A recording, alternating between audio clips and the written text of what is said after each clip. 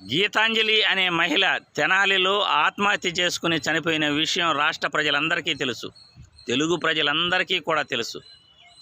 ఆమె జగనన్న ఇళ్ల పట్టా ఇచ్చిన తర్వాత ఒక యూట్యూబ్ ఛానల్కు ఇంటర్వ్యూ ఇస్తూ జగనన్న మాకు ఇళ్ల పట్టా ఉచితంగా ఇచ్చాడు, అమ్మఒడి పథకం ఇచ్చాడు, సంక్షేమ పథకాలు ఇస్తున్నాడు, ఆయనకి మేము ఖచ్చితంగా ఓటేసి తీరుతాము, మేలు చేసిన ప్రభుత్వానికి మేము అండగా ఉంటాము అన్న మాటలు సోషల్ మీడియాలో ఎంత వైరల్ అయినాయో.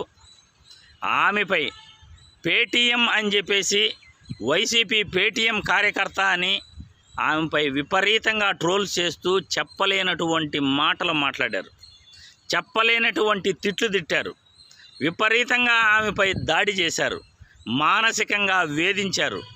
ఆమెను మానసికంగా ఆత్మహత్య చేసుకునేటట్లు టీడీపీ నాయకులు, జనసేన నాయకులు, కార్యకర్తలు అందరూ కూడా కారణమయ్యారు. విపరీతంగా సోషల్ మీడియాలో ఆమెపై ట్రోలింగ్స్ చేస్తే ఆ కుటుంబ సభ్యులు ఎంతో వ్యధచెందారు.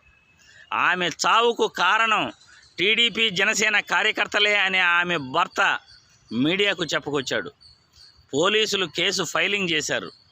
కానీ టీడీపీ నాయకులు, జనసేన నాయకులు మాత్రం మళ్ళీ కూడా ట్రోలింగ్స్ ఆపకుండా మళ్ళీ ఆమె ఎలా చనిపోయింది అనే దానిపైన సోషల్ మీడియాలో మళ్ళీ తప్పుడు కథనాలు ప్రచారం చేస్తున్నారు. ఇలాంటి తప్పుడు కథనాలు ప్రచారం చేసే ఎవరైనా కానీ, తప్పుడు కామెంట్లు పెట్టే ఎవరైనా కానీ ప్రభుత్వం కఠినంగా శిక్షించాలి, సోషల్ మీడియాపై నిఘా పెట్టాలి.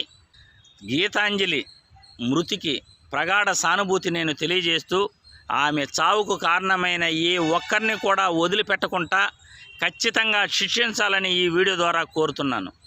ఆమె కుటుంబ సభ్యులకు నా ప్రగాఢ సానుభూతి తెలియజేస్తున్నాను.